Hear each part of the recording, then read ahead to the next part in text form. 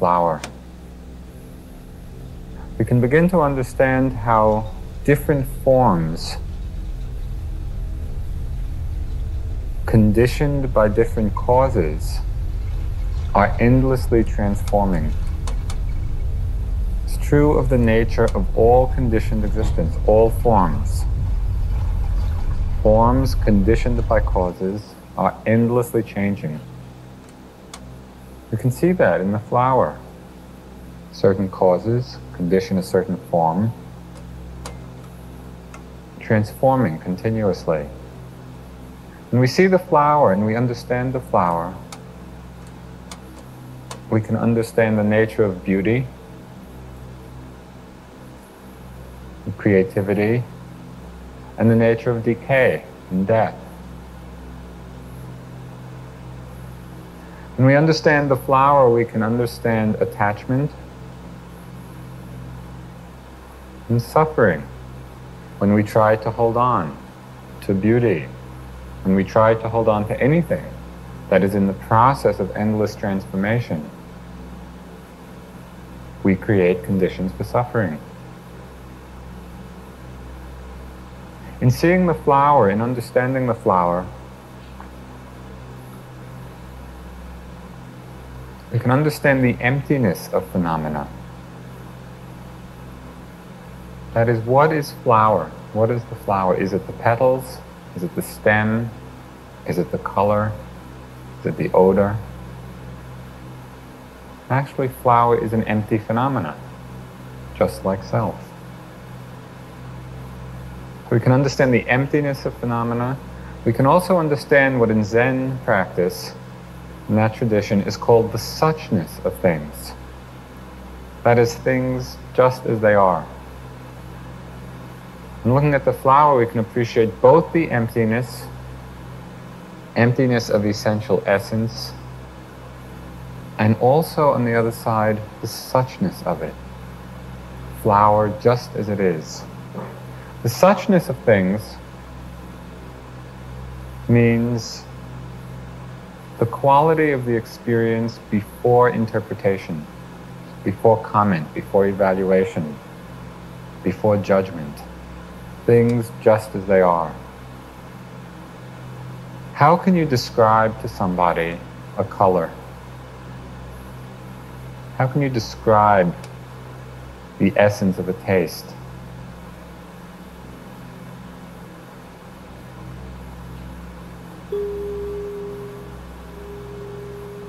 How can you describe the sound? When we're with the suchness of the experience, there's no inside, there's no outside, there's no bell, there's no ear. All of that comes afterwards. There's just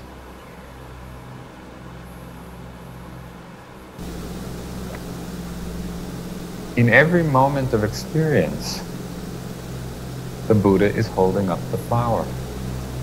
In every thought, in every sensation, in every sound, in every odor, in every taste, in every emotion, in every image, it's no different than the Buddha holding up the flower. The whole of the Dharma is revealed to us in each moment. We can see the beauty and the decay, attachment and suffering, emptiness and suchness.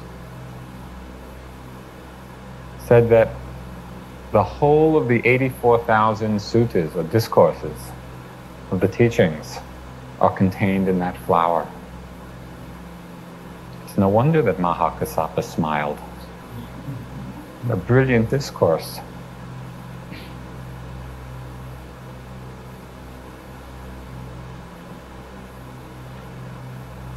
Settling back into the moment, settling back into the experience, into the suchness of each moment, is practicing and learning the art of listening. Listening to experience, listening to sensations, to thoughts, to feelings, to sounds. It's the art of embracing objects, of becoming one with each moment in our experience. There's a story of somebody in the Buddha's time who had been teaching many students, but who knew that he himself had not really penetrated to the essence, to that zero center. And he heard of the Buddha, and he determined to go off and leave the students, go off and get the teachings. So he traveled all the way across India. At that time it took many months to make the journey. Finally he came to the place, the village where the Buddha was staying. And he found out that the Buddha was in the village collecting alms food. And the other monks and nuns and whoever was there said, please stay, and when he comes back he'll be glad to teach you. This man was very impatient. He said, no, I must get the teachings now. And he went off into the village. He met the Buddha in the street, just carrying the alms bowl full of food, and he said, sir, please teach me. Again, the Buddha said, wait, and we'll go back and have food, and I'll be glad to teach you. This man was totally insistent. He asked a second time, a third time. He said, you may die, I may die, before I get the teachings. Please teach me now. Do any of you have that kind of earnestness? It's a model of the possibility of urgency. What to do? The Buddha's standing there with his alms bowl full of food. He was asked the proverbial 3 times. He agreed. But how to give the teachings just succinctly? There was no flour around.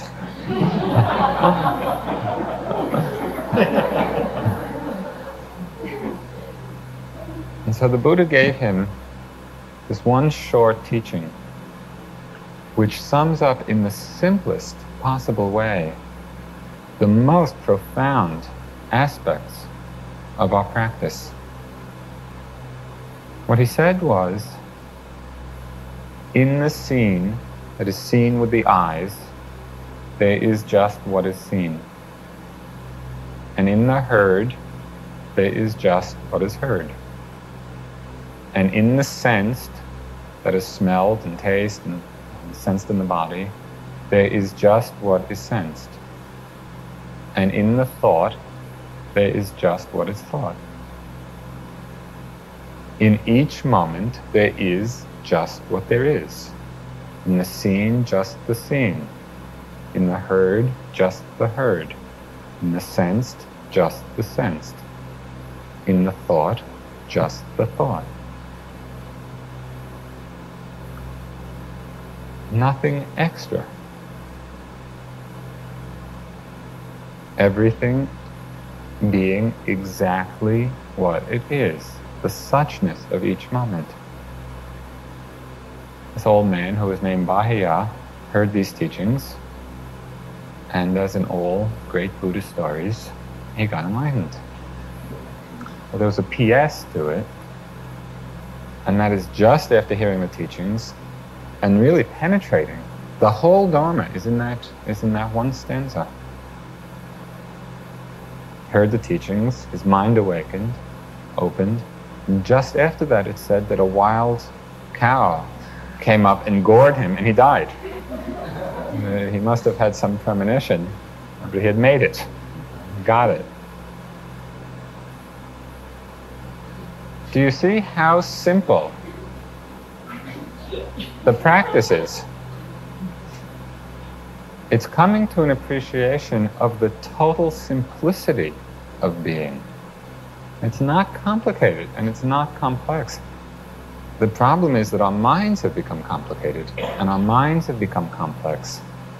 And what we're practicing is coming back to that level of total simplicity in each moment. The simplicity of being with each moment's experience exactly as it is.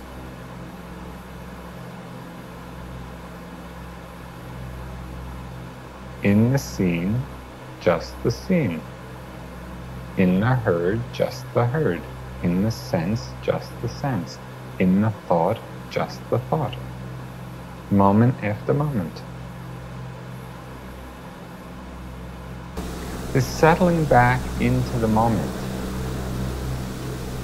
being with each experience as it presents itself, becoming one with it, leads to a quality or an understanding of balance and of rhythm.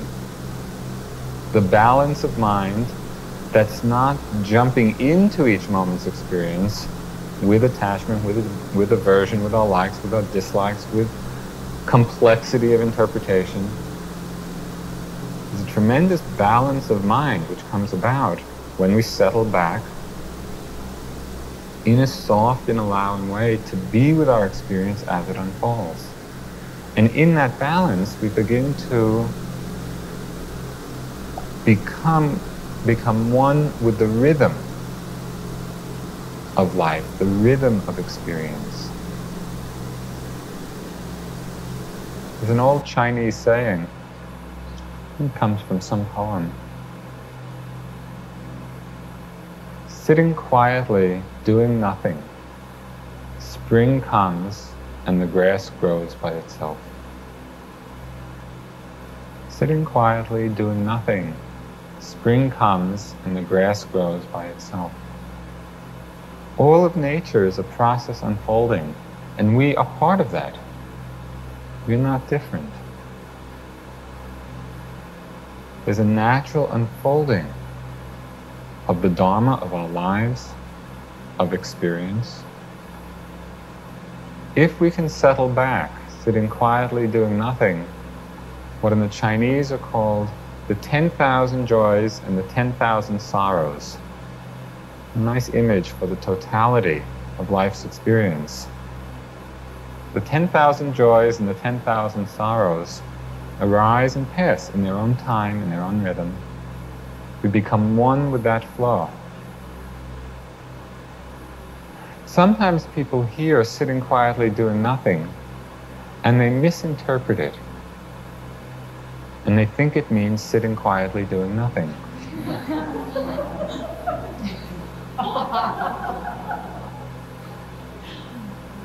The difference between the two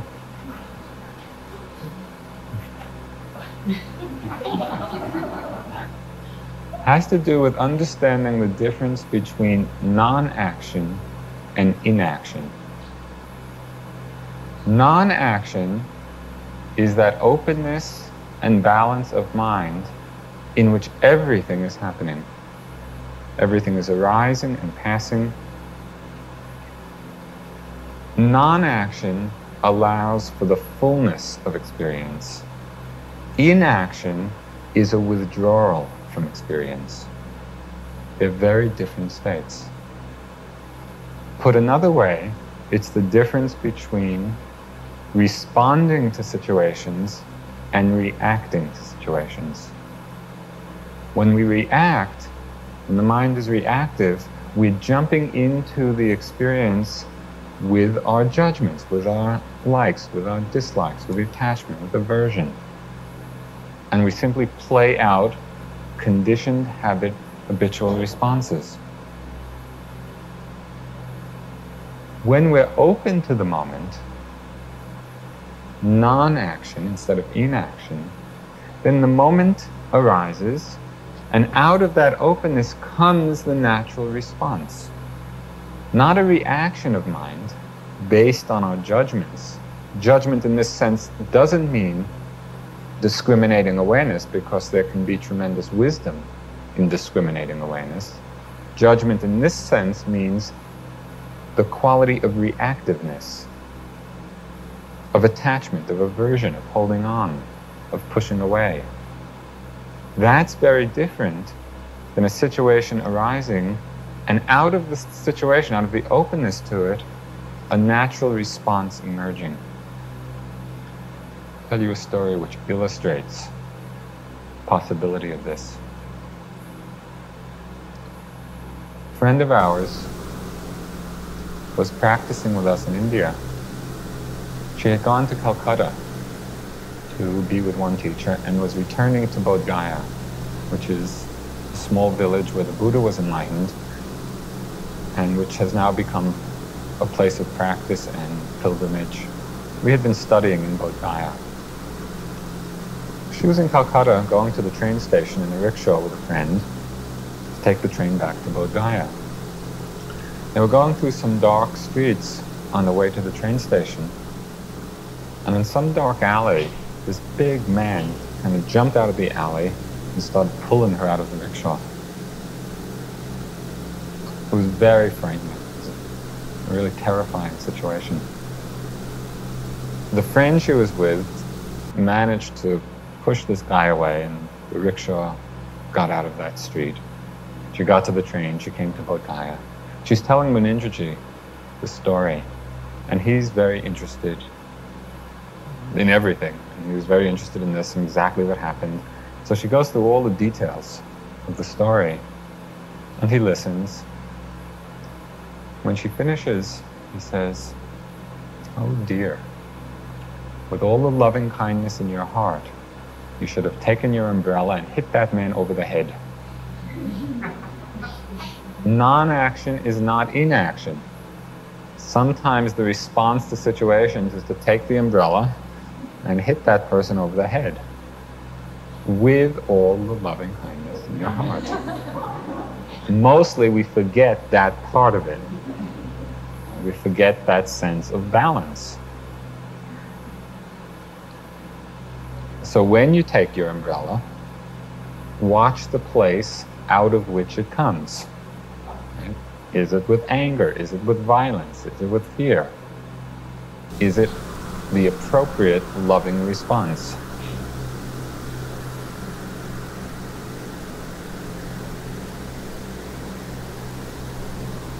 The power of the Buddha's teachings, as perhaps you've gotten a taste of during these last 9 days, has to do with the discipline of simplicity.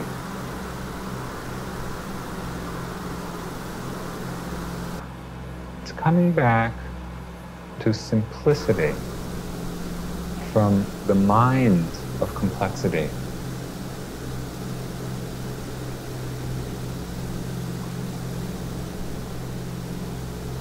If you're still confused about how to do the practice,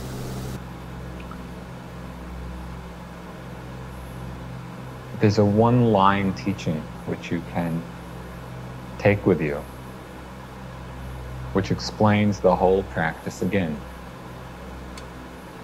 If you sit and know that you're sitting, the whole Dharma will be revealed. Sit and know you're sitting. Stand and know you're standing. Walk and know you're walking. The discipline of simplicity.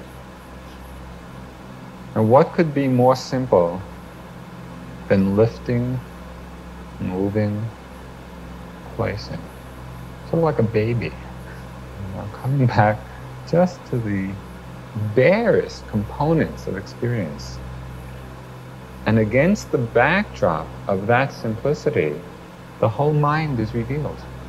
You can see all the projections into past, into future.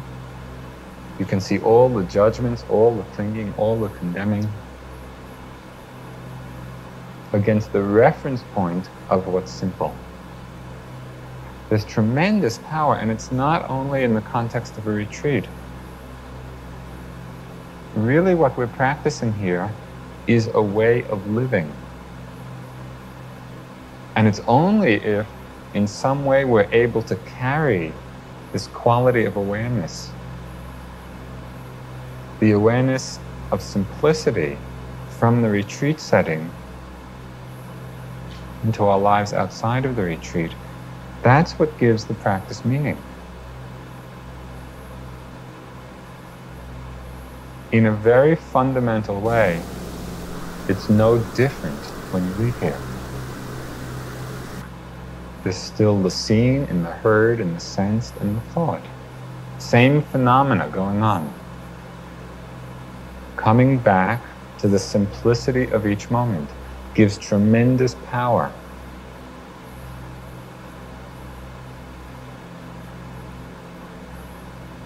gives tremendous power and also leads to a wonderful sense of spaciousness. Spaciousness in our minds, spaciousness in our lives. There's a Taoist phrase from the old Chinese tradition: free and easy wandering. And there's something about those words that suggest very exactly the quality of mind, the ease of mind, the spaciousness of mind. Free and easy wandering. That is, with each moment's experience as it comes, as it goes, without a grasping, without a holding, without a resisting. Suzuki Roshi, in his book Zen Mind, Beginner's Mind, he talked of how the best way to control a cow is to give it a big pasture. You know, if you confine a cow in a small pen, it's going to get tight and nervous and tense. You give it a big pasture, and it roams freely. It's content. It's easy. We don't give ourselves very big pastures. We confine ourselves in the mold of self-images. We create this tightness. Coming back to the discipline of simplicity is to create a field of spaciousness.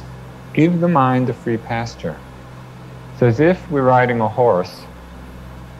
You can either be reining the horse in, or you can give the horse free rein. Let it go. Your job being to stay on the horse. Let the mind go. The next sitting, when you come back after the walking, give the mind free rein. Let it go wherever it wants to go. And it will only go one of 6 places. It'll either go to a sight, a sound, a smell, a taste, a sensation, or a mind object. So it's not complicated. Let the mind go wherever it wants to go. Stay in the saddle. So just be aware of where it goes. You'll get a sense of the rhythm, of the ease, of the spaciousness, of the simplicity of it. We begin to work with a sense of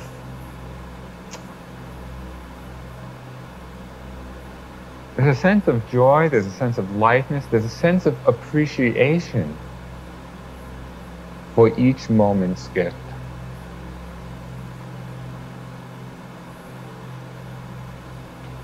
One of the verses from the Tao Te Ching, teachings of Lao Tzu,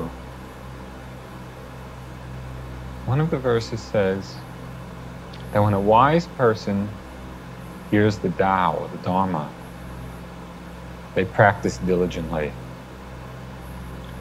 And when an average person hears the Tao, they waver. And when a foolish person hears the Tao, they laugh. And if such a one did not laugh, the Tao would not be the Tao. There's this sense of appreciation of all aspects of ourselves, all aspects of everybody else. There was one time in my practice when I was very enthusiastic, had a lot of energy, and was very committed. And I thought that anybody who was not doing intensive practice all the time was wasting their lives. Wonderful mind state. Tight, judgmental, closed. We don't have to get into that kind of contraction. There's the appreciation of the whole range.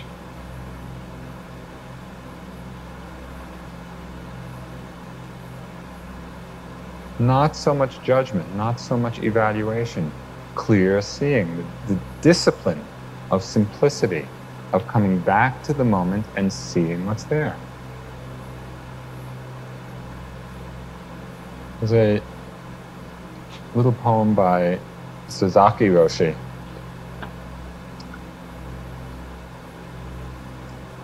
Describing this sense of play, the sense of ease, the sense of spaciousness. He wrote, "As a butterfly lost in the flowers, and as a child fondling mother's breast, as a bird settled on the tree, 67 years of this world I have played with God. As a butterfly lost in flowers, as a child fondling mother's breast, as a bird settled on the tree, 67 years of this world I have played with God." That is the oneness that's created in each moment of being present. Becoming one with the butterfly, one with the child, one with the bird, one with the tree. This oneness happens when we're aware, when we're present to every sight, to every sound, to every flower, to every experience. Sounds so simple. Dance with the Dharma. Settle back into the moment. Be simple and easy. Why aren't we smiling like Mahakasapa smiled? What seems to make it so difficult for us? Something that is so essentially simple. There seem to be, for most of us, some array of obstacles between where we are and the ease of the present moment. These obstacles have to do largely with expectations and resistance. We have a lot of expectations about how we want our experience to be, or we have resistance to what it actually is. As long as these expectations are present, resistance is present, it's impossible to drop back into the ease of the moment. We create barriers for ourselves through the expectations, through the wanting it to be different. As long as we're lost in the wanting it to be different, we can't be present for it. Or if we're resisting, not liking it. And we do this on all levels. We do it on the mind moment level. That is, we can be with experience with a slight anticipation of what's coming next. That's expectation. Even if we're watching the in-breath, anticipating the out-breath is not being present. We do this with the body. We want our bodies, the experience that we have, to be different. If only this pain would go away, or if only I could sit up straight, or whatever it is. Not being with our experience as it is, resistance to what's happening, expectation of something else. We do it interpersonally. We do it in our relationships with people. In how many relationships do we have which are free of expectation and resistance?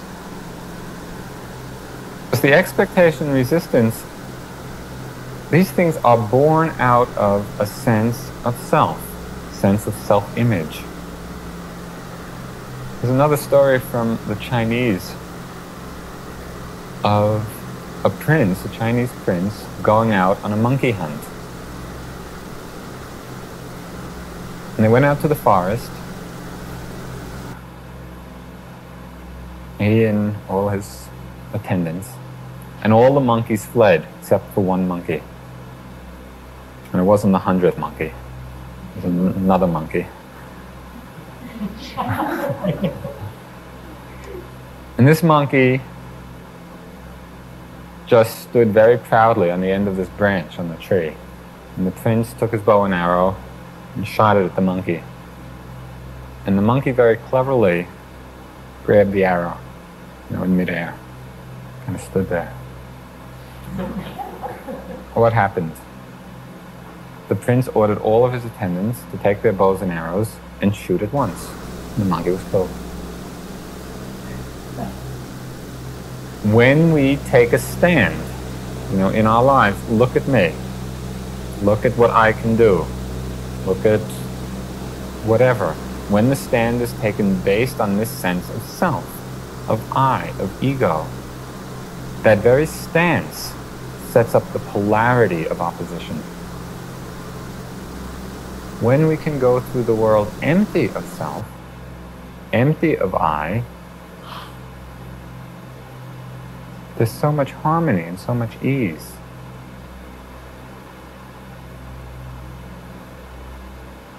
So it's important to look at the kinds of self-images that are created. There's another story of an old governor of Kyoto going to visit a famous Zen master. He goes to the temple and he gives the card to the attendant. The attendant brings the card into the Zen master. The master reads it, it says, Kitagachi, governor of Kyoto. And the Zen master says, throw the fellow out. Big man, it's like, President Reagan coming. Throw the fellow out. So the attendant goes back, says, sorry, the Zen master won't see you. The governor was wise. He crossed out governor of Kyoto. He said, here, bring the card back.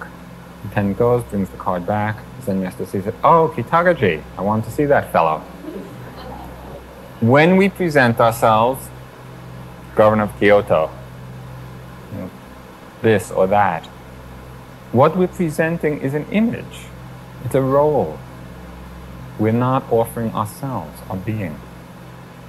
When we can let go of that and simply be who we are in the moment, then there's the possibility for contact, for communication.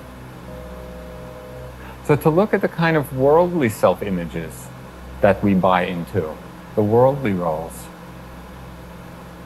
There are also spiritual self-images and spiritual roles that we take on, especially as we become more committed to the practice. Somebody in the California course recently wanted to know what the significance of the shawl was.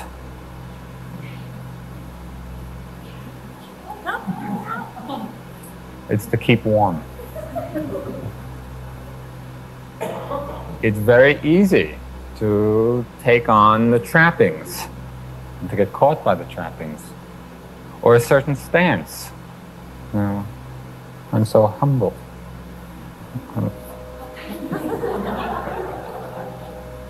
It's a posturing. Practice has nothing to do with taking on a new set of images or a new set of roles. It's to let go of all of them, whether they're worldly ones or spiritual ones.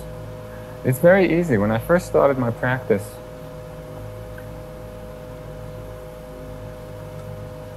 I was in the Peace Corps in Thailand after I had finished studying philosophy. And I used to go to these Dharma discussion groups at one of the famous temples. It was my first introduction to Buddha Dharma, and it was tremendously exciting. And I asked thousands of questions. People stopped coming to these meetings because I came. I was one of those. And sometimes I think my karma comes back in certain situations. But I can appreciate the energy behind it. Just this endless questioning about everything. Finally, out of desperation, one of the monks said, "Why don't you try meditating?" Hoping I'd quiet down a little bit. And at that time, it was totally new. It was certainly new to me, and none of my friends knew anything about it. It was like this exotic thing to do in the East. I was in Thailand, in Bangkok. And so he explains just a simple breathing technique, and he tells me how to sit, and I go out and I get all this paraphernalia to sit correctly. And I set my alarm clock for 5 minutes.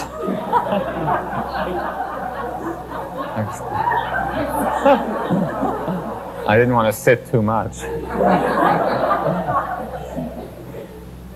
But very quickly, I was so totally fascinated by the possibility, just looking inward. It was like this whole new dimension, the possibility of a new dimension, and opening up.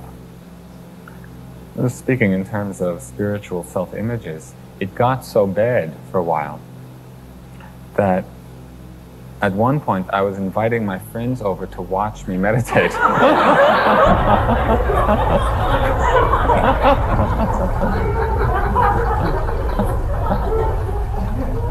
They didn't come back too often.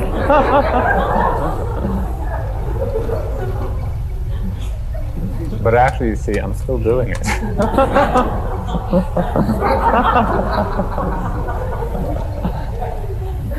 Now it's just for the company.